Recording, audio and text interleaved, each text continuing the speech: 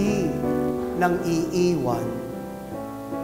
Ang Diyos ay hindi nang iiwan. Dahil para sa Diyos, walang iwanan. Sabihan mo ang katabi mo ngayon, walang iwanan. Walang iwanan. Ito ang isa sa mga pinapaalala sa atin ng Kwaresma na walang iwanan. At ang topic natin para sa ating Holy Wednesday Lenten Recollection ay walang iba. Everybody, let's read. Love holds Jesus to the cross. Alam niyo mga kapatid, nung napili ko ang topic na ito, merong isang nag-react. At ang sabi niya ay ito, Krus, good news. Para kang yata ng loloko, Father. Kailan pa ba naging good news ang krus? Talaga ba? Parang hindi ko man yata nararamdaman. Father, kung alam mo lang yung aking naging buhay, nagsisilbi ako, nagsisimba ako, nagbibigay pa ako. Father, alam mo yung nangyari sa akin, Father. Nagkasakit ang nanay ko ng malubha. Father, ang hirap tanggapin. Meron pa nga isang nagsabi sa akin, nasa seminaryo na nga ako eh. Pero bakit ganon? Bakit ganon? Sino nang gagabay sa nanay ko? Nag-iisa na lang siya. Namatay ang tatay ko. Then you tell me, Father, kailan pa naging good news ang krus? For the others, cross is a symbol of torture and execution. But don't get me wrong, my brothers and sisters. When I talk about cross, I'm not talking about a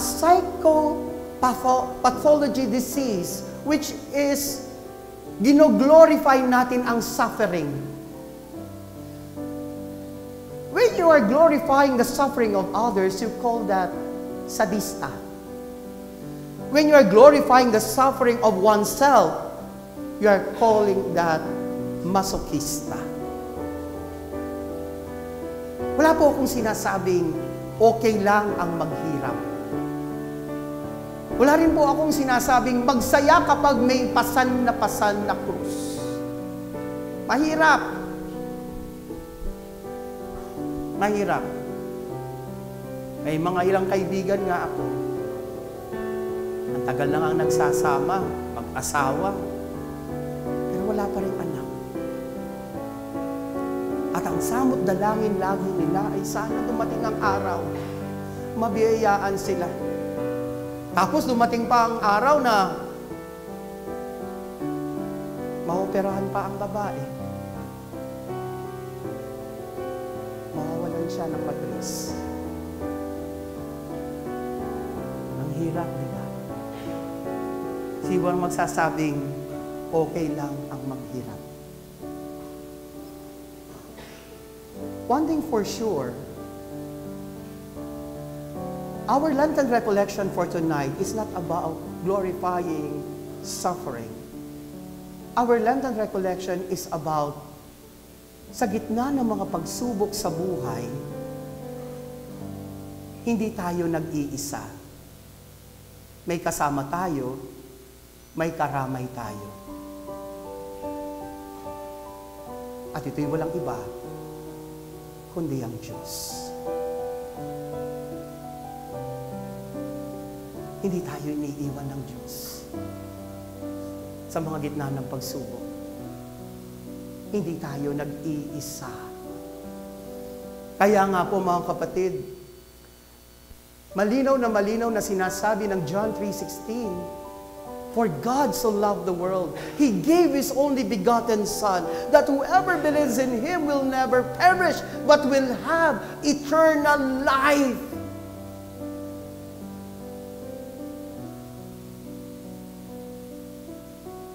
ibibigay at ibibigay ng Diyos ang kanyang sarili. Dahil para sa Diyos, walang iwanan. Walang iwanan. Tandaan natin, aside sa isa sa mga itinuturing na pangalan ni Jesus na Emmanuel, which is God is with us, isa sa mga pangalan din niya ay ang salitang Hebreo na Yeshua, na ang ibig sabihin ay God saves. Because at the end of the day, maging sino ka man, ililigtas ka ng Diyos.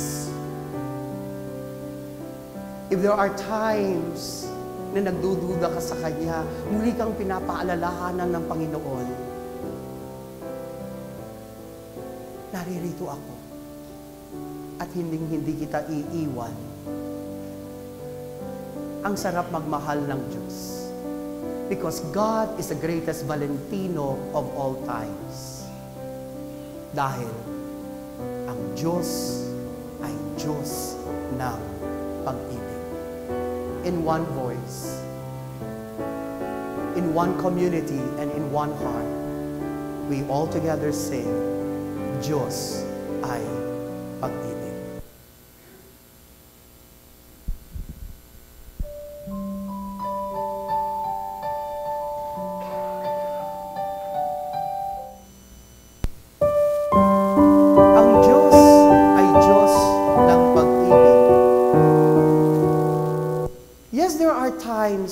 Tinatanong natin, does God really love me? And I will say yes. Yes, God loves you. Amidst of those questions na lagi mong tinatanong, mahal ba ako ng Diyos o natutulog ba ang Diyos? Mahal ka ng Diyos. Sabihan mo nga ang katabi mo ngayon, mahal ka ng Diyos.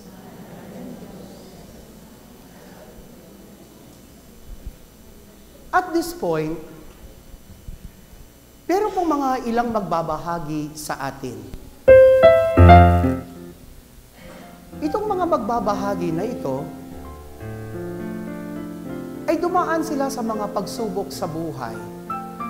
At gusto ko pong pakinggan po ninyo sila kung paano nila kinapitan ng Diyos sa mga oras ng pag-aalinlangan ng mga pagsubok. Our first sharer. Siya po ay isang ordinaryong estudyante na kasalukuyang nag-aaral ng architecture sa Universidad ng Santo Tomas. Kahit mahilig tumawa at magsaya, siya rin ay nakaranas ng kalungkutan at depresyon dahil sa pag-aaral. Ang kanyang pananampalataya sa Diyos ang nagpatibay ng kanyang loob upang patuloy na tumayo at lumaban kahit ilang beses bumagsak. Naniniwala siya na, quote, failure is progress for success. Ladies and gentlemen, Jay Silva.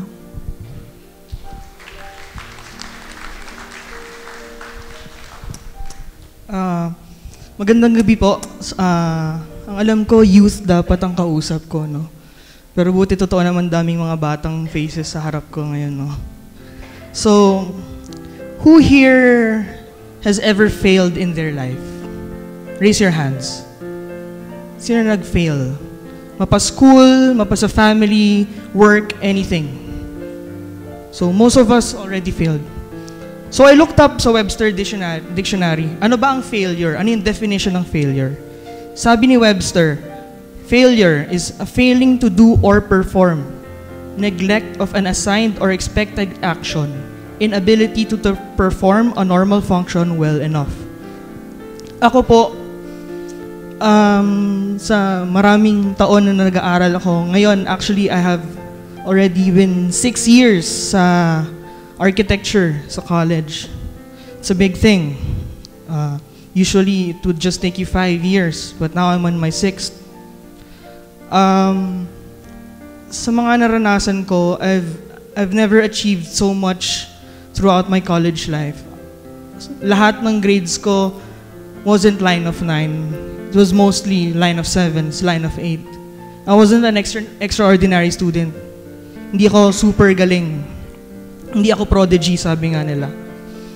But then, one thing that helped me throughout those years, and up until now, while I'm taking my thesis, is,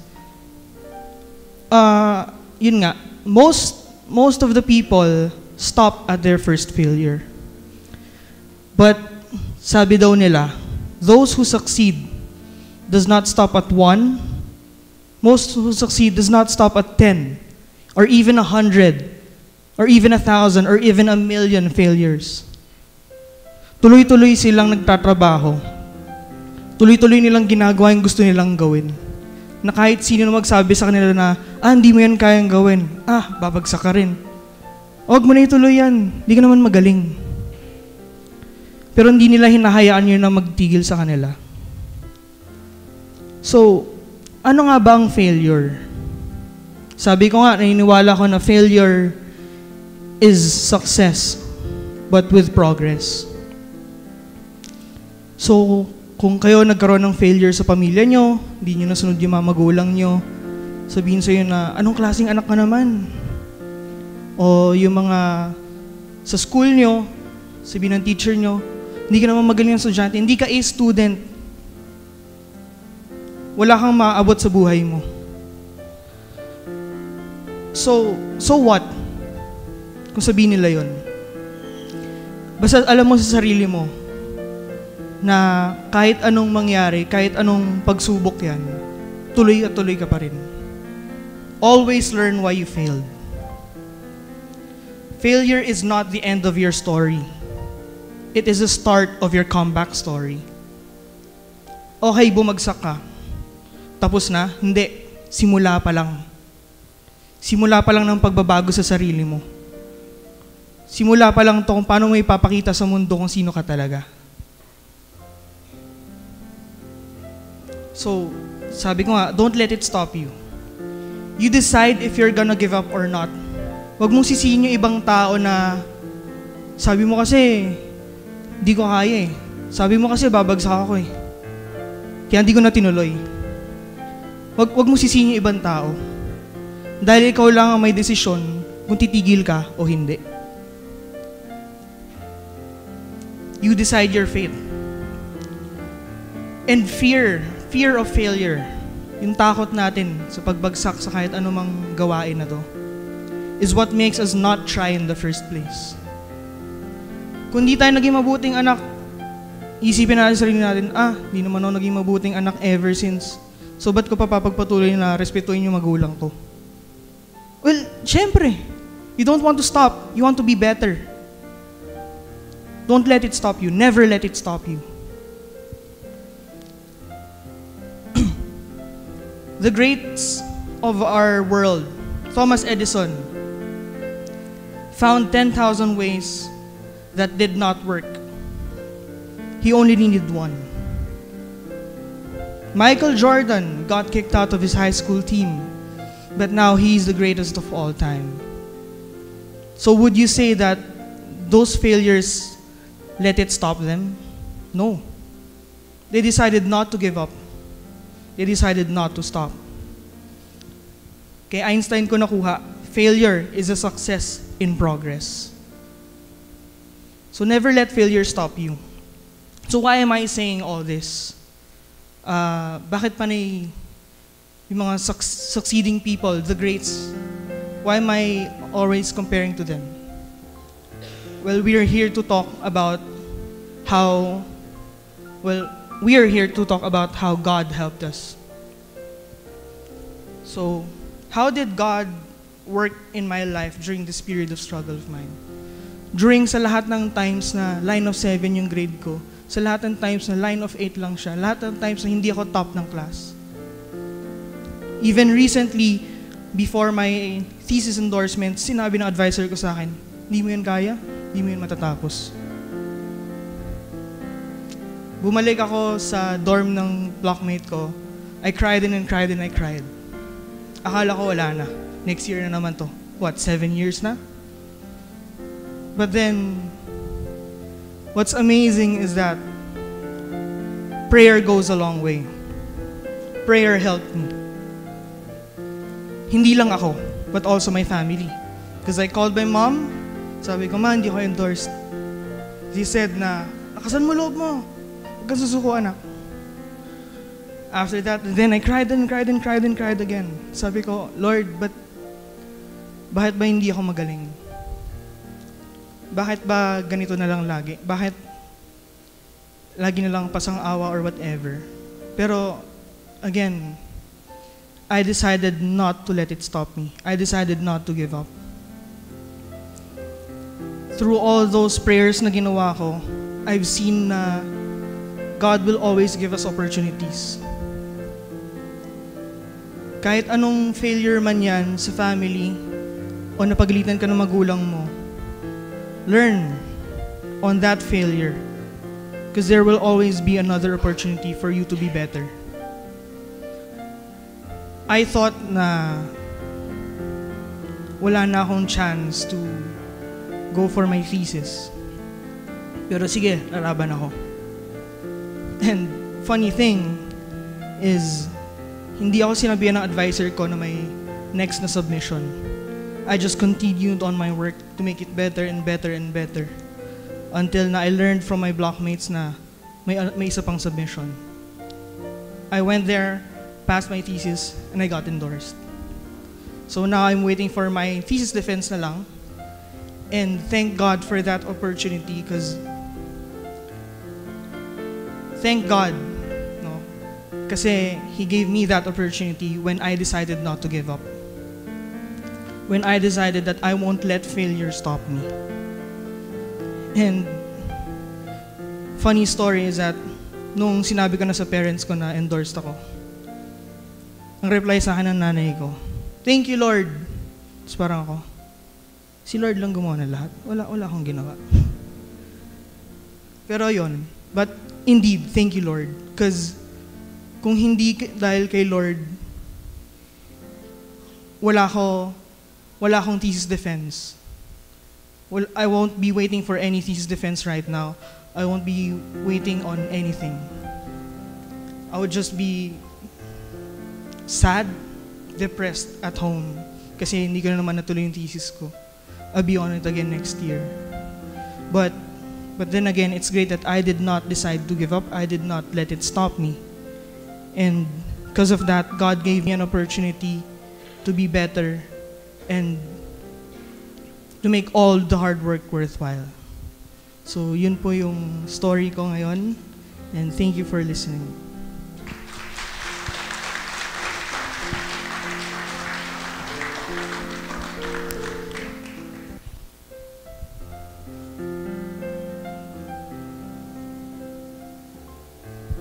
Our second sharer.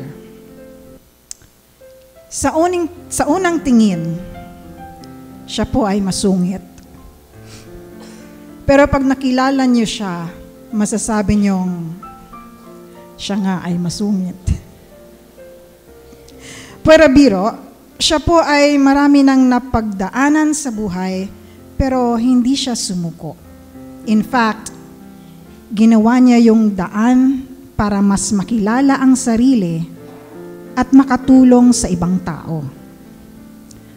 Siya po ay nagtapos ng Bachelor of Science in Psychology and Bachelor of Arts in Guidance and Counseling. At ang kanya pong advokasya ay ukol sa mental health, lalo na sa kabataan. My sisters and brothers, our sharer, Sam Dagsaan.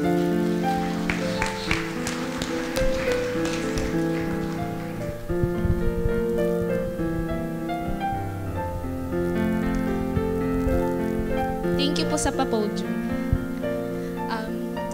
Actually, kinakabahan po ako, no? So, kasi hindi ako sanay na magsalita sa harap ng madami. So, please bear with me. Hindi naman ako masyadong prepared. So, anyway, i-share ko po sa inyo yung story ko. Actually, galing po ako sa isang special case family.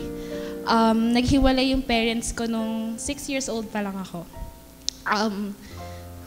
Nagulat na lang ako na one day, alis na pala kami sa bahay namin. Mag-move out na kami ng mommy ko. Dala-dala na niya yung mga gamit namin. And for a while, okay lang siya sa akin. Bakit? Kasi syempre, bata pa ako noon eh. Hindi ko pa siya fully naiintindihan kung ano yung nangyayari. And sinubukan naman ng mga magulang ko to explain kung bakit kinailangan nila maghiwalay. Inassure naman nila ako na magiging normal pa rin yung buhay namin kahit papano. They tried to assure me na mahal pa rin naman nila ako, yung daddy ko, magiging daddy ko pa rin naman siya, magkikita pa rin naman kami every weekend.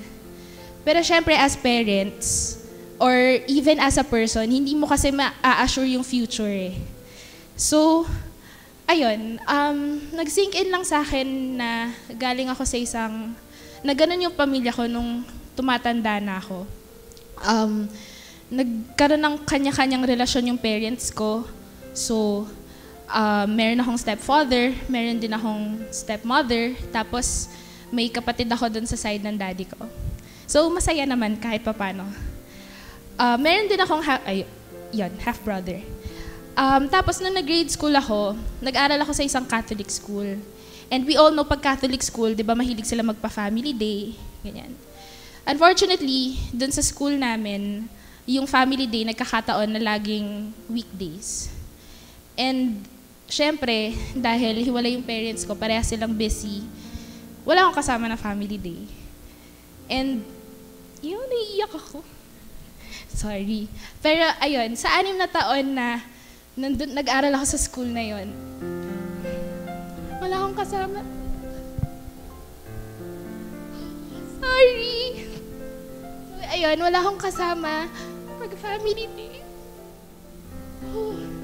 Ayun, so wala akong kasama pag-family day. Thank you, tita. Wala akong kasama pag-family day. Naiingit ako sa mga kaklase ko kasi. Sa kaklase ko kasi kasama nila yung parents nila or even yung kapatid nila. So yun. Ano mo yun? Ang saya-saya nila tapos ako mag-isa lang. And sa mga panahon na yun, nung grade school ako, hindi pa pinapanganak yung kapatid ko noon. So, mas naramdaman ko na mag-isa lang ako. So, ayun. Hindi rin naging madali sa akin yung pag-cope kasi pagdating ko ng high school, lumipat na ako ng ibang school. Tapos doon ko natutunan na maglaslas.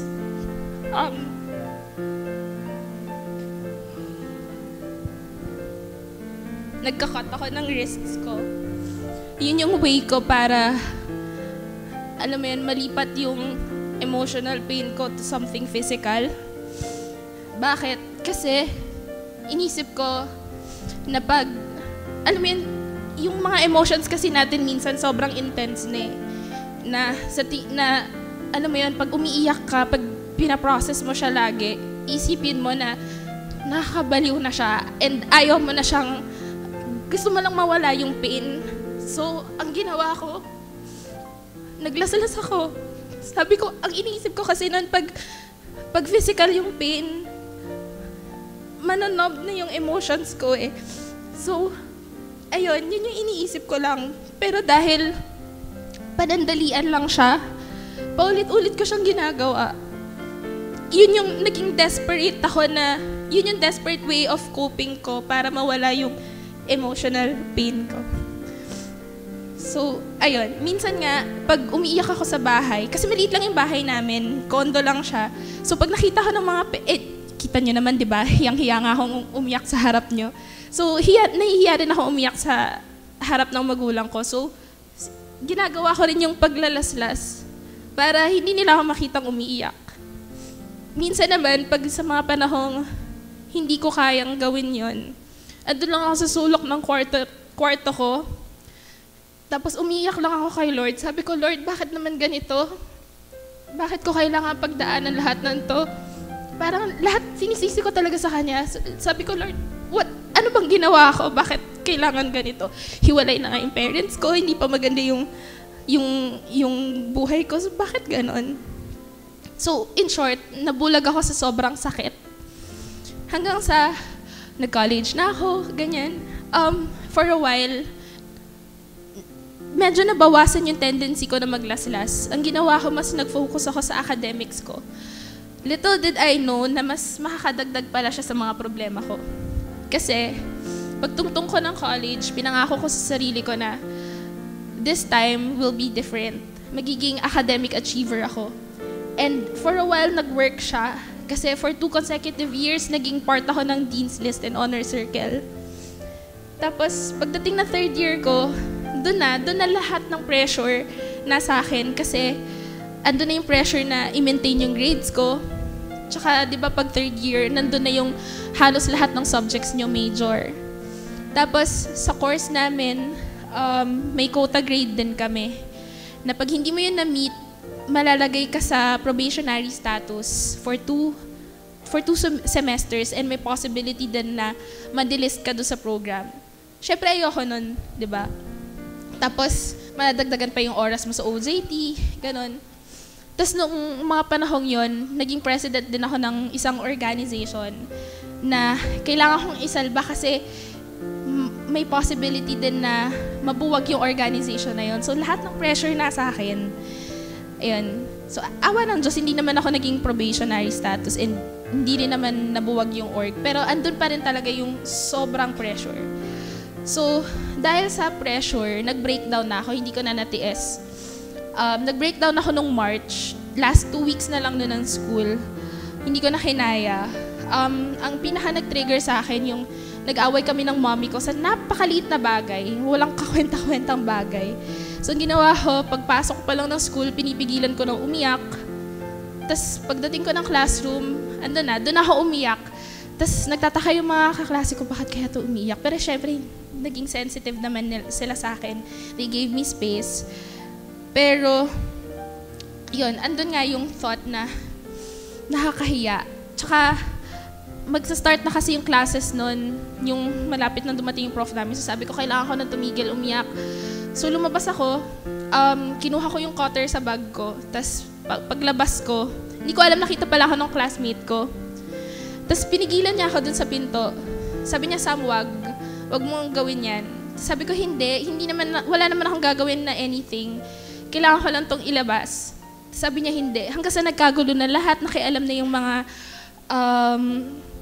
mga kaklase din namin, pinipigilan na nila kami. Tapos, nakakatawa pa, nakaakyat pa kami sa next floor nun. Hindi ko alam kung paano kami nakaakyat sa hagdan, pero nakaabot kami ng CR. Tapos, hanggang sa may tumawag na ng guidance counselor, no? Tapos, yun, syempre, pag mga ganong cases, may protocol yung school na para i-make sure na hindi ako magiging danger para sa sarili ko tsaka para sa ibang tao. So, ayun. In short, bantay sarado ako. Nirequire pa nga ng school na dapat hatid sundo ako eh. Tapos, required din na may sessions ako with a guidance counselor, with a psychiatrist, tapos may isa pa, psychologist. Tapos, yun. So, 3 yung kausap ko. Na-diagnose din ako ng psychiatrist. Kung ano yung diagnosis, hindi ko na siya i-elaborate. Pero, pinainom din ako ng antidepressants. And, to tell you honestly, yun yung pinaka-hate na experience ko ever. Kasi sobrang tapang ng antidepressants. Na yung feeling mo hindi ka tao. Promise.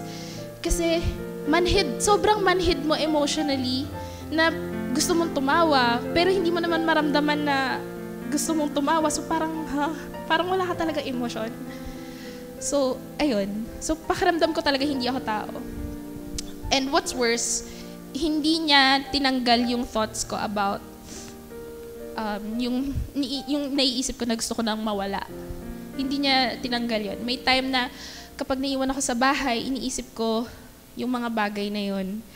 Pero buti na lang hindi ko ginawa. Naisip ko kasi na ayoko nang ma-experience yung effect ng antidepressant sa akin. So sabi ko sa sarili ko, hindi na ako uulit. So at that moment, na-realize ko na totoo pala yung guardian angels. Alam kong totoo si God. So unang-una yung dahil nga sa friend ko, hanggang ngayon sinasabi ko sa kanya, you literally saved my life. And yung pangalawa, yung experience ko nga nung naiwan ako sa bahay, alam kong si Lord yung pumipigil talaga sa akin na wag mong gawin yan, wag mong gawin yan. Na-realize ko sa experience ko na, oo, nabulag ako sa sakit na nararamdaman ko to the point na na-isolate ako na feeling ko walang gustong makinig sa akin. Feeling ko wala silang pakialam lahat sa akin. Pero yung totoo, there will always be someone who's willing to listen to you. Hindi ka man comfortable na mag-share sa parents mo, sa guidance counselor, pero nandiyan naman yung friends mo. Maswerte ako kasi yung mga friends ko, yung classmates ko, yung mga kasamahan ko sa choir, sila brother, sila father, yun, tinulungan nila akong makaahon. And hindi naman kasi sa lahat ng oras, di ba, kailangan natin ng advice. Ang kailangan lang natin yung taong makikinig sa atin, yung pag-unawa ng walang judgment, yung walang paghuhusga. So, maswerte ako na may ganong mga klaseng tao sa buhay ko. So, syempre, bukod sa kanila, nandun din si Lord. Hindi man natin siya nakakausap ng harapan, pero pwede naman tayo din maglabas sa Kanya ng mga saloobin natin. And yun nga, for me, it's the most comforting experience kasi yun, alam kong may someone na talagang nakikinig sa akin. And na-realize ko din na hindi tayo bibigyan ni Lord ng pagsubok kung hindi niya tayo bibigyan ng guidance tsaka ng kakayanan to get through it. So ngayon, oo, may problema pa rin ako, hindi naman mawawala yun. And na-overwhelmed din ako and at times, nandun pa rin yung thoughts na gusto ko nang mawala. Pero hindi na ako nagka-cut. Hindi na ako naglalaslas. Mas nagfo-focus na lang ako kay Lord. Nagpe-pray na lang ako sa Kanya na, Lord, kung ano man tong challenge na binibigay mo, sana matuto ako from it. So help me. So, di ko naman sinasabi na tama yung ginawa ko. No? I'm not even proud of it. But, sinishare ko to sa inyo lahat for you to learn from my experience. Kasi, yun nga, hindi maganda yung experience ko. Pero, yun, sinasabi ko lang dito, lalo na dun sa mga teenagers na may pinagdadaanan ngayon, whatever you're feeling right now, they're valid. No one's blaming you for ever feeling that way kasi tao lang tayo May karamay tayong lahat. So, lagi lang tayo talagang lumapit dun sa someone na trusted natin, diba? So, kumapit tayo kay Lord, gawin nating strength and rock si God. So yun. So as an advocate for mental health, lagi ko yung sinasabi sa mga friends ko kasi yun nga gusto ko ma-experience nila yung na-experience kong miracle ni Lord, yung unconditional love niya. Na sa mga panahong pakiramdam natin, walang-wala tayo, andun si God. So, yan. Thank you. Ang hirap ipaliwanag kung bakit nasasaktan ng tao. Ang hirap ipaliwanag kapag naranasan mo na mamatayan, na magkasakit, na bumagsak, sa kabila ng pagiging mabuti mo. Sa kabila ng pagbibigay mo ng buong sarili. Ang hirap ipaliwanag. At ito yung sinabi ni Pope Francis. At kanina habang nakikinig ako kina Jai at saka kay Jay at saka kay Sam, gusto ko silang yakapin. At gusto kong iparamdam sa kanila, hindi sila nag-iisa. Ang kanilang kwento ay kwento ng marami. Tayo may mga edad dito, sigurado ako pinagdaanan din natin ang pinagdaanan nila. Am I right? No? Ang sakit, ang hirap.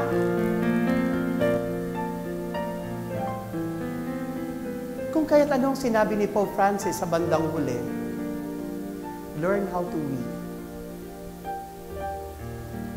Okay lang ang masaktan.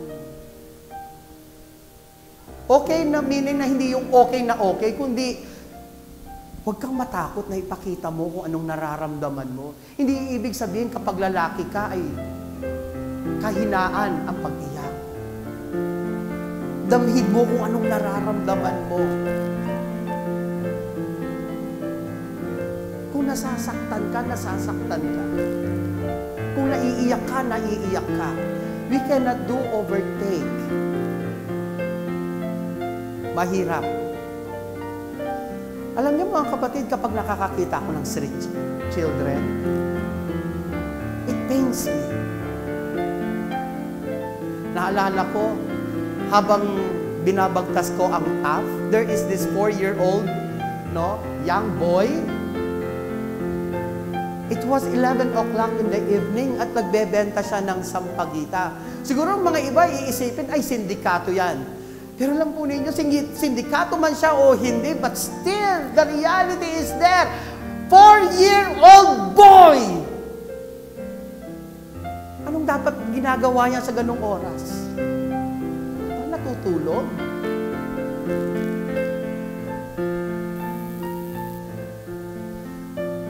Alam niyo po mga kapatid, at that time, gusto kong tumigil. I could not help myself but to cry. Like Gleisel, I asked the Lord, Lord, why these things are happening?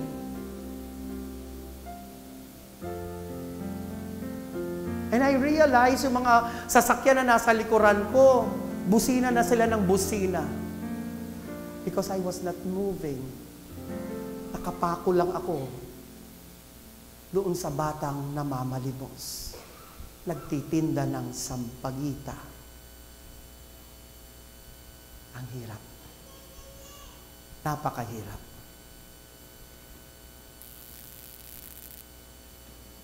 Sa mga kabataan na naririto, huwag niyo rin yung isipin, kayo lang din ang nasasaktan. Pati rin ang mga nanay at tatay niyo, ang ate at kuya, nasasaktan din. May graduation ba sa sakit? Meron ba? Kahit nga yata senior citizen ka na eh. Nakakaranas ka pa rin nito, di ba? Pero alam ninyo, ano yung nagko-console sa akin? Yung mga taong pinapadala ng Diyos to make the pain light. Yung mga tao, sabi nga ni Sam kanina, yung mga taong handang makinig. Yung mga handang dumamay. Yung tatlong anak ni Lorelie, if you could only imagine, if you could only feel, yung takot din nila, pero ano yung nagbibigay sa kanila ng lakas? Yung lakas ng isang ina.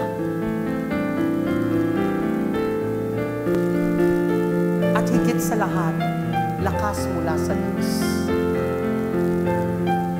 Ang hirap. Napakahirap. Pero iba kasi kapag alam mo may kasama ka, may karamay ka, magiging magaan ang lahat. My friends, tandaan natin, the words, fear not, is written not only once, twice, thrice in the Bible. It is written more than 365 times. Hindi naman sinasabi, let us not take this literal, na huwag ka talagang matakot. Talagang matatakot ka. Pero sinasabi lang ng Panginoon ay ito, that assurance that you are not alone. That assurance na meron kang kakapitan. Naikwento ko na ito sa iba, but allow me to share this story. I remember, dinala ko ang mga sakristan sa Star City. Ang mga sakristan ko noon ay ages from 6 to 10 years old. And it was December. What would you expect kapag December sa Star City? Daming tao, di ba? Almost 2 hours na kaming nakapila, wala pa kami nasasakyan na ride. Tumingin-tingin ako sa paligid at alam po ninyo, merong isang ride doon na merong isang lugar doon na hindi pinapasukan. Kung may papasok man, iilan lang. Alam niyo kung ano yon? Horror house. You're right. Biniro ko yung mga bata. Kids, baka gusto niyong pumasok. Sabi nila, ay Father, nakakatakot. No, hindi, nagtanong lang kung gusto lang ninyo kasi kanina pa tayo. Sige, kung ayaw nyo, okay lang, sabi ko. So naghintay kami, 30 minutes, ang lumipas, may kumakalabit sa akin. Father, sige, pasok na tayo doon kasi kanina pa tayo nakatayo. So pumasok kami. Takbo dito, takbo doon, sigaw dito, sigaw roon. Hanggang nung kami nakalabas na, at alam po ninyo, feeling ko, na-rape ako. Bakit? Punit-punit ang damit ko. Ang mga bata kasi, no, nakahawak sa kanan at kaliwang balikat kamay, pati sa binti ko nakakapit sila, at pati dito sa katawan ko nakakapit sila, hindi nila namamalaya na pupunit na ang damit ko. So, buti na lang may dala akong extra shirt. Anyway, to conclude the night, kumain kami sa labas at tinanong ko sa kanila, bakit kayo pumayag na pumasok tayo sa doon sa horror house? Pero sa totoo lang po, takot din po ako kahit tapang ang apelido ko. Sabi ko, bakit kasi sabi ko pa. Anyway, sabi ko, bakit kayo pumayag? Hindi ko makalimutan ang sinabi ng isang sakristan. His name is Bong. No? May asawa na siya ngayon. Sabi niya sa akin, kasi Father, alam namin nandyan ka. Alam namin may kasama po kami. Alam namin meron kaming kakapitan. Iba kasi, di ba? At this point, mga kapatid, isipin po ninyo, yung mga taong kinakapitan ninyo, especially kapag dumadaan ka sa pagsubok sa buhay. Isipin mo ang mga mahal mo sa buhay na handang makinig, kahit paulit-ulit ang mga kapalpakan mo, nandyan pa rin sila at hindi umaalis. At this point, I'm also inviting everyone. Kasi talagang kapag dumaan ka sa pagsubok, may sugat yan kahit papaano. At kailangan maghilom ang ating puso. We ask the Lord, we pray the Lord, na hilumin ang ating mga puso, lalong-lalo na sa mga panahon ng pagsubok. Alam niyo po, mga kapatid, kung kailan talaga officially magtatapos ang Kwaresma? Any idea? Kailan magtatapos talaga? Believe it or not, tomorrow. Tapos na ang Kwaresma, at ang Kwaresma ay magtatagal bago ang misa ng huling hapunan. Kapag nagmisa na ng huling hapunan, sa hapon, that ends the Kwaresma. At ang mga susunod na araw ay tinatawag ng Paschal Triduum or Easter Triduum. Gayunpaman, sa panahon ng Kwaresma, kapansin-pansin ang simbahan ay buhay na buhay. Maraming nagpupuntahang mga turista sa ating bansa. Sa aming nga lang probinsya sa Pampanga, nagiging tourist spot ito dahil sa pagpapako sa krus. Marami ang mga nangyayari. Marami ang nagpipilgrimage, nagsistations of the cross, nagro-rosary, at marami pang iba. At tulad nito, marami rin ang nagre-recollection. The church is very much alive. Naalala ko ang sinabi ng Second Plenary Council. And it says, Yet the Second Plenary Council recognized that in the Philippines, worship has unfortunately been often separated from the totality of life. Prayer is still often relegated to mere external observance of religious conventions. Kaya kinakalabit tayo ngayon. Uy, baka external ka lang, baka panlabas ka lang. No? Ano nga ba talagang hinihingi sa atin ngayong panahon ng Kwaresma? Before discussing that, sa ating simbahan, Meron tayong tinatawag na veiling of images, pagtatakip ng mga imahe na ginagawa, sinisimulan sa ika-5 linggo ng Kwaresma. Okay? At makikita natin, marami talagang simbahan. By the way, this is not obligatory. Ang nakalagay doon sa rubrics ay may be observed. So, kung hindi nakatakip, okay lang, wala tayong magagawa kung ayaw nilang i-observe. Pero it is suggested. Okay? May nagtanong sa akin, bakit po kailangan takpan ang mga imahen? To answer that, punta tayo sa mga kabayo. Ang mga kabayo, kapag sila ginagamit sa kalesa o kaya sa race, anong nilalagay sa mata nila? Tapaoho, no? Ojo, from the Spanish word, means eyes. Nilalagyan nila nito. Bakit kaya? Ano yung pagkakapareho? What is the difference sa mata ng tao at mata ng kabayo? Ang mata ng tao, tumingin kayo ng diretsyo, hanggang saan ang nakikita ninyo? Di ba pag ganon? Hanggang dito? Ang kabayo, tignan nyo maigi, saan yung kanyang mata? Nakaganon ang mata niya. So kung titignan mo yung point of periphery ng kabayo, hanggang saan ang pwede niyang makita? A part of his back, pwede niyang makita. Kaya ang tendency ng kabayo ay maggaganon kapag tumatakbo.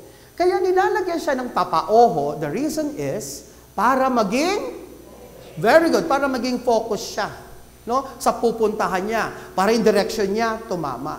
Ngayon, we go back. Bakit kino-cover ang mga imahen? Aside from the reason of the fasting of the eyes, may sinasabi rin sa atin. Because remember, Lenten season is like a compass. May tinuturo sa atin. Are we on a right journey? Are we focused? Remember, my friends, kahapon, ito ang sinabi ni Father Ray sa kanyang pagninilay tungkol sa paglalakbay. No? Tungkol sa paglalakbay. Because nowadays, many people are living in what we call the scanning culture. What do we mean by scanning culture? You just scan, but you do not read. Nakikisaw-saw ka lang, pero hindi ka bumababad. Nawawala ang tinatawag na focus. And because of this, ito ang gustong-gusto ito yung diniscuss naman ni Father Pao noong Holy Monday. At ano yung diniscuss niya? About temptation. About the devil's work. Gustong-gusto ng demonyo na nalilito tayo. Gustong-gusto ng demonyo na huwag tayong makinig sa Diyos. Why? Because the word devil comes from the Greek word diablo, and diablo means he who divides. The devil will always do something to divide our attention. The devil will always do something to confuse us. Ganyan ang demonyo. And tandaan po natin, ang demonyo, alam niya ang kahinaan natin. Naalala ko, nung nasa parokya pa ako ng Our Lady of Sorrows, it was summer. And it was very hot. Sira ang aircon. Sabi ko sa secretary namin, punta muna ako sa pinakamalapit na mall, magpapalamig lang ako. So nung naroroon ako, marami ding mga parishioners na naroroon na nagpapalamig. So maraming bumabati po sa akin, to be honest with you, di po lahat sila kilala. Pero para hindi lang ako masabihan na suplado o masungit, bumabati na lang din ako ng pabalik, hi Father, hi po, hello Father, hello po, kaway dito, kaway doon. Hanggang merong isang napakagandang babae. Tumingin siya sa akin, tumingin din ako sa kanya. Gumiti siya sa akin, gumiti din ako sa kanya. Gumano siya sa akin, gumanon din ako sa kanya. Lumapit siya sa akin, natakot ako. At sabay sabing, gusto mo ba ng short time? Aro, Diyos ko, o tukso, layuan mo ako. Speaking of tukso, layuan mo ako, naalala ko tuloy ang kanta ni Eva Eugenio. Ano ang kanta ni Eva Eugenio? Join me in singing. Kay rami ng kay rami ng puso. Everybody now. O tukso, layuan mo ako. Isa pa. O tukso, isa pa. O tukso, question, lumalayo ba talaga ang tukso kahit paulit-ulit natin sinasabing, o tukso, lumayo ka? Hindi. Because the nature of temptation ay ang lumapit, ang kumapit. Ganyan ang nature ng temptation, ng tukso. Kaya mali yung kanta. Dapat ano yung kanta? O tukso, lumayo sana ako. Tayo dapat ang lumayo at hindi ang tukso. At ito ang pinapaalala ng Kwaresma. Not only to repent, but also to live like Jesus. Paano nga ba nabuhay ang ating Panginoon? Paano nga ba? Before discussing that, naalala ko yung turo ng aming professor sa theology. In the olden times, especially in the Old Testament, kapag sinasabi mong pag-aalay, we call it burnt offering. Gusto kong mag-alay sa Diyos, magsusunog ako ng hayop. Susunugin ko yon. At kapag nasusunog na, syempre nagkakaroon ng usok. Ang alay ko, natatanggap ng Diyos, umaakyat ang usok. Naalala kong sinabi ni Cardinal Tagle. He said, ang nangyayaring pag-aalay nung unang panahon is what we call substitution. Bakit? Sino nga ba talaga ang namatay? Sino nga ba talaga ang inalay? Yung hayop, di ba? So it's substitution. Dahil ang tunay na nasaktan, ang tunay na inalay ay ang hayop, hindi ang sarili. At malinaw ang sinasabi ngayon, sa bagong tipan, may level up ang pag-aalay. At papaano ito? From the letter of Paul to the Philippians, though he was in the form of God, God did not deem equality with God something to be grasped at. Rather, he emptied himself and took the form of a slave. Kenosis. Everybody say the word kenosis. Ang pagbibigay ng buong sarili.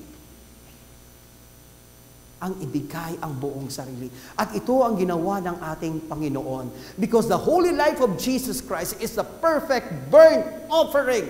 At ito ang ating ipinagdiriwang, pinagninilayan ngayong panahon ng Kwaresma, ang pagbibigay ni Jesus na kanyang buong sarili. Because by His loving obedience to the Father unto death, even death on a cross. Ibinigay ng Panginoon ang kanyang sarili na todo na lubos, todo na buhos, todo na ubos. I was invited to join a Christmas party for young ones. And I was told na ang mga bata they were requested to bring their gifts as exchange gift worth 50 pesos. Magkano po uli? 50 pesos. So the day came.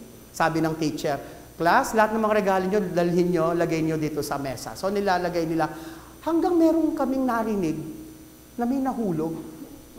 3 piso mula sa isang regalo. Pinulot dali-dali ng teacher. At sabi, kanino 3 piso ito? Without any hesitation, one of the students raised his hand at sabi, teacher, akin po yung 3 piso. Bakit may 3 piso? Nahulog yata sa regalo mo. Kasi po, teacher, ang sabi po yung regalong dadalhin namin dapat ay nagkakahalaga ng hindi po umabot ng 50 pesos, teacher. Dahil ang regalong akin lang ay galing nyo sa math, 47 pesos lang po. Para sakto, para minimum, dinagdagan ko po ng 3 piso. Napangiti ako nung narinig ko yun sa isang estudyante. Pero napaisip din ako. Because when we talk about service, when we talk about offering of one's life, hindi pwedeng sakto minimum. Kundi todo. Todo na lubos. Todo na ubos. Todo na ubos. Ito ang paanyaya sa ating lahat. We are now celebrating the year of the youth. Alam po niyo mga kapatid, lagi ko itong naririnig. There is a great gap between the young ones at ang mga matatanda. No? Lagi ko po itong naririnig sa mga may edad na, nung panahon namin, hindi namin yan ginagawa. Nung panahon namin, hindi namin yan sinasabi. Sabi nga ng marami, the youth of today are self-centered, self-absorbed, arrogant, know it all. Alam niyo po, kapag naririnig ko ito, sabi ko, I don't believe on that. Na ang mga kabataan sa panahon na ito ay ganyan sila. Kung ganito man sila, hindi naman siguro lahat. mga iilan lang. Pero wag nilang sabihin, o wag nating sabihin, na itong ganitong mentality ay ngayon lang ito. Believe it or not, I want you to open your ears now. Noon pa nangyayari ito. Balikan lang po ninyo nung kayo ay bata pa. Mga nanay, tatay, mga lolo't lola na naririto, di ba? Ang mga salitang ito, sinabi rin ng mga nanay at tatay ninyo noon. And this is biblical. What do I mean? Itong klaseng mentality na ito ay makikita rin natin sa Bible. From the first letter of Peter, chapter 5, verse 5. In the same way, you who are younger, submit yourselves to your elders. All of you, clothe yourselves with humility toward one another, because God opposes the proud, but shows favor to the humble. Oh, anong sinasabi diyan? Ang mga kabataan noon, matitigas din ang ulo. Makinig kayo. From the first letter to Timothy. Do not rebuke an older man harshly, but exhort him as if he were your father. Marunong kang gumalang. From the Proverbs. There are those who curse their fathers and do not bless their mothers. Meron din mga gumagalang at nambabasos ng magulang noon. From the book of Leviticus. Stand up in the presence of the elderly and show respect for the aged. Fear your God. I am the Lord. Mga kapatid, ang mga issues na sinasabi natin sa mga kabataan ngayon, noon at noon pa yan. No? Noon at noon pa ang mga yan. At yung mga lengguwahe na naririnig natin sa panahon ngayon, believe it or not, meron ding mga lengguwahe na kakaiba nung unang panahon. No? Kasi yung mga lengguwahe ngayon, tinatawag nating Becky language o Jejemon. May iba't ibang mga lengguwahe, di ba? No? Naalala ko tuloy, yung mga iba't ibang lengguwahe, nasaan ka ba? Kasi nag-research po talaga ako nito. Nasaan ka? Okay. Ano ang mga ibang salitang naririnig natin ngayon? Charot, syunga, chorba, kalerki. At marami pang iba. Okay, sigurado ako may mga iba sa inyo hindi alam to. Sa totoo lang, pati rin po ako, di lahat ay alam ko. Ay ni-research ko. Charot. It's an alternative word for joke. Biro. Example, ikaw ang pinakamatinong kaibigan na meron ako. Charot. Di ba? Nagbibiro lang pala. Ng bobola pa, nagbibiro lang pala. Syunga. Anong ibig sabihin ng syunga? Another word for bobo. No? Or tanga. Example, hala! Nakalimutan ng phone ko. Ang syunga ko naman. No? Chorba. Basically, an alternative for anything you cannot find the right word. Kapag nangangapa ka daw ng salita. Example, iwan mo muna yung chorba mo. No? Kapag hindi mo maalam yung sabihin, no? Dami niyang chorba. Nakakaloka. O ito, kung gusto ko yung kalerki. Meaning kaloka, something makes you crazy. Example, kalerki si ate, no? Nagyayang kumain sa labas. Ako pala ang manlilibre, kalerki, no? My friends, ilan lamang ito sa mga salita sa panahon natin ngayon. And guess what? Lagi kong ay, iba yung mga salita nyo ngayon. But take note, sa panahon din natin ng mga nanay at tatay natin, mga lolo at lola, mayroon din kakaibang mga salita. Ngayon, maririnig natin ang lodi, werpa, petmalu. Alam niyo yung lodi? Pinagbaligtad na werpa, power, petmalu, malupit. Si nanay at si tatay, ang mga salita noong kanilang panahon ay ito. Mater, erpat, jeprox. Diba? Mater, no? Anong ibig sabihin ng mater? Mother, no? Actually, itong mater na ito is also social nga lang. May Latin word kasi yung mater. Okay? Mother. Erpat, binaligtad na pater. Okay? Na pater in Latin is father. At jeprox, anong ibig sabihin ng jeprox? Cool. Okay. So, what do I mean by this? Huwag tayo mapanghusga minsan. Kasi, meron din tayong mga salita nung panahon natin na kakaiba. Siyempre, alam naman natin ang language ay nag-i-evolve. Katulad din ng mga kabataan nag-i-evolve. When I gave a retreat there in Tagaytay, meron kaming pinanood na film called Freedom Writers. It is a 217 film. Okay? Freedom Writers. Merong isang line doon na talagang it touched me. At sabi dito, everybody, let's read. Everybody thinks you should be happy just because you're young. They don't see the wars that we fight every single day. Kasi nasa isip na marami ngayon, ay, bata yan, masaya lang yan, YOLO yan eh. Pero nakakalimutan natin, ito po'y panawagan sa mga nanay at tatay, mga ate at kuya. Kahit bata ang mga yan, meron din yung battle.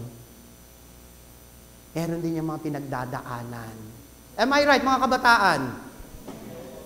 No? Parang ngayo, parang di yata kayo maayot. Am I right? Yes. No? Meron din yung mga pinagdadaanan.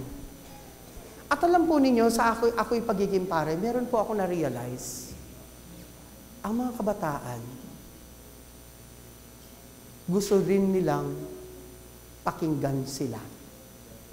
At ito po ang pakiusap ko sa mga nanay at tatay dito. Minsan kasi nagsasalita pa lamang sila, sinusupal-palan na natin. Papunta ka pa lang, pabalik na ako. Pero tandaan niyo, iba po ang kanyang dinadaanan sa dinadaanan mo. Pakinggan natin, kumusta yung kanyang experience. No? Pakinggan natin. Kaya tuloy, do not be surprised kung bakit kapag namumroblema siya, kanino siya pumupunta? Sa barkada. Kasi doon siya nakakatagpo ng may makikinig sa kanya. Doon siya mas nakakapagbukas. Yes, being a father, being a mother, being ang ate o kuya, may authority. Pero sana yung authority na ito, meron ding tinatawag na pangunawa, pagiging nandyan sa isa't isa. Remember, on the story of Emmaus, si Jesus, alam niya yung mga pinagdadaanan ng mga alagad. Kasi nga, nalaman na ng maraming alagad na namatay na si Jesus. At kapag namatay na si Jesus, anong palagay niyong mararamdaman ng mga alagad? Takot, di ba? Anong ginawa ni Jesus? Itong dalawang alagad na ito, papuntang Emmaus, biglang sumulpot si Jesus. At anong ginawa niya? Sinamahan niya ang mga ito. He walked beside with these people. Hindi niya iniwan.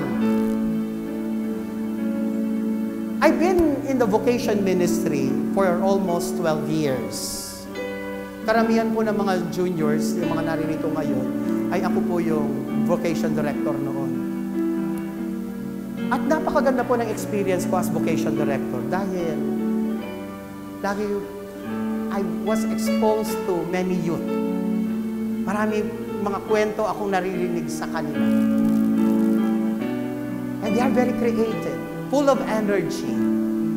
Pero kahit energized sila, kahit marami silang mga gusto na gawin sa buhay, at the end of the day, gusto pa rin nilang may makinig sa kanila. Lalong-lalo na kapag dumadaan sila ng pagsulong. Alala ko nga, may lumapit sa akin. Alam mo, Father, kapag may problema ako, hindi ako kay nanay pumupunta. Bakit? Kasi po, Father, umuwi ako noon, sumakay ako ng jeep, sakto lang ang pamasahe ko, nahulog yata. Ngayon, yung pong driver, pinababa ako. Naglakad po ako. Hindi naman po masyadong kalayo, siguro mga 2 oras po. And it was already 10 o'clock in the evening. Dapat sa nasa bahay na po ako, siguro at least mga 8 or 9. No? Kasi yata yung klase niya daw yan, umabot ng hanggang 7. No? Alam mo, Father, pagbukas ko ng pintuan, sasabi mo lang ako kay nanay kung anong nangyari sa akin. Alam mo, bumati sa akin, isang mag-asawang sampal.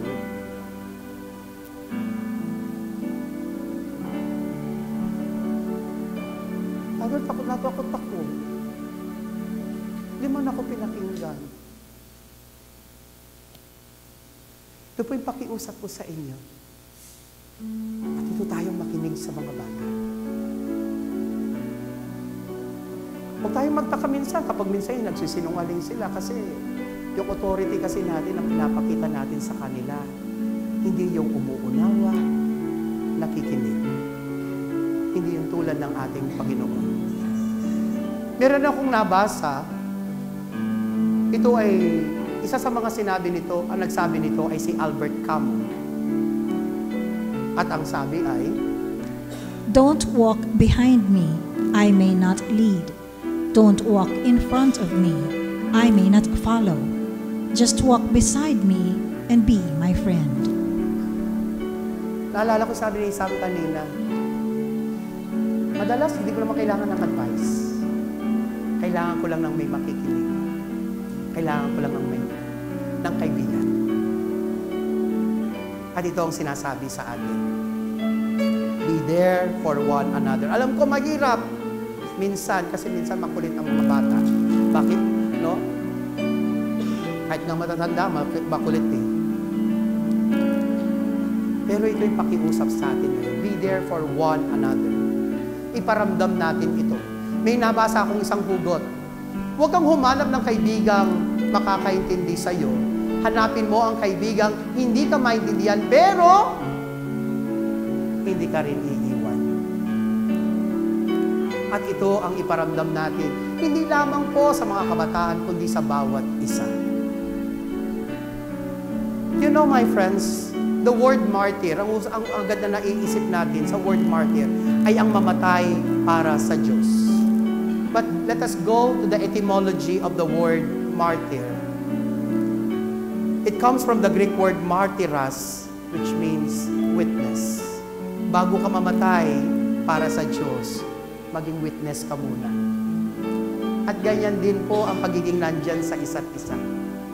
Let us always be a living witness of God to each and every one. There's a great difference between kaalaman and kinalaman. Everybody say the word kaalaman. Anong ibig sabihin ng kaalaman? Ang kaalaman is magkaroon ka ng maraming alam. I remember sa isang pilgrimage sa ibang bansa, ang galing ng tourist guide, may nagtanong, you know many things about this place. Are you a Christian? Sagot ng tourist guide, do I need to? I'm not a Christian, I'm atheist. Hindi ako naniniwala sa Diyos. Saan mo nakuha yung mga alam mo? Anong isa? Just open the Google. The information is already there. Not only that, nakatira ako rito. So meaning, sa Diyos, maaari tayong magkaroon ng maraming alam.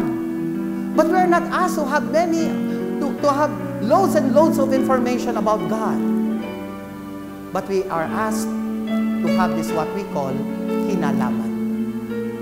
At ang salitang kinalaman, usually tinatanong ito kapag may krimen. At mahirap itong sagutin. Bakit?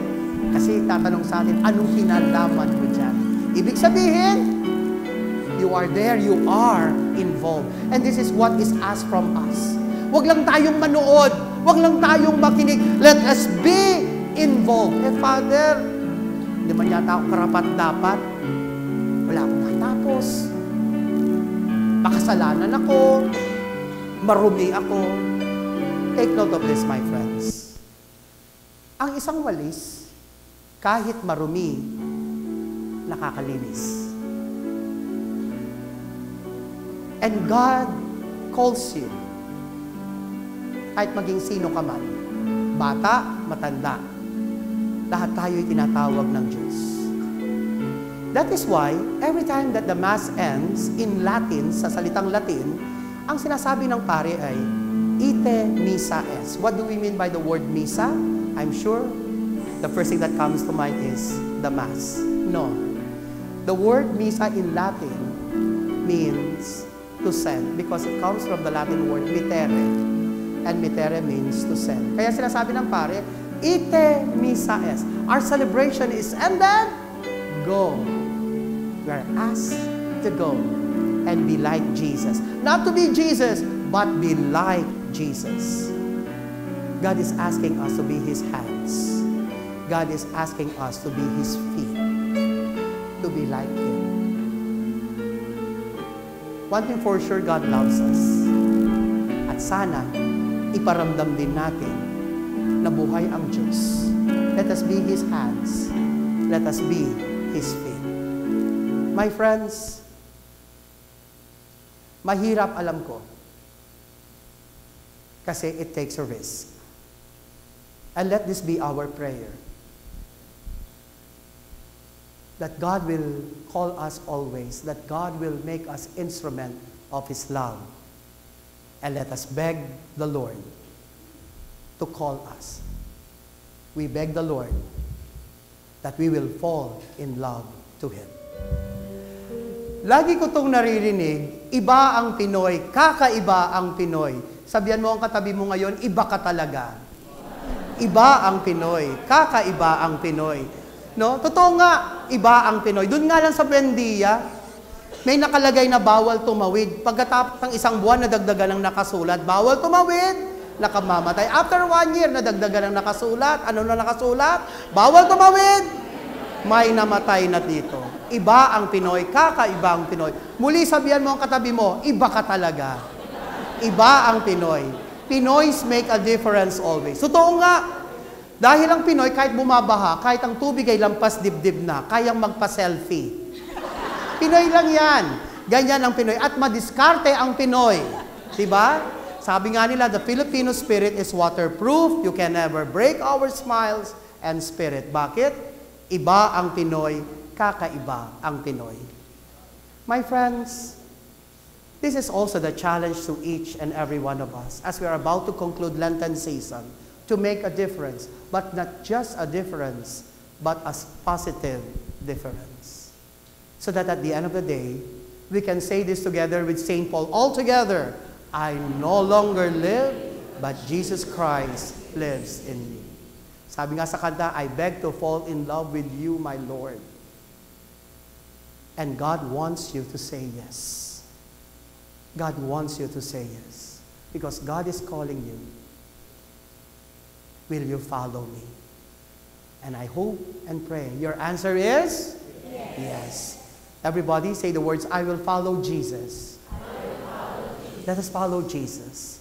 No? Let us be His hands. Let us be His feet. Marami ngayon ang mga nabubuhay sa depression, nalulungkot. Sana maging tulay tayo ng pag-asa, ng pagmamahal sa kanila. My friends, my sisters, and my brothers, ito ang pinagnilayan natin on this Holy Wednesday.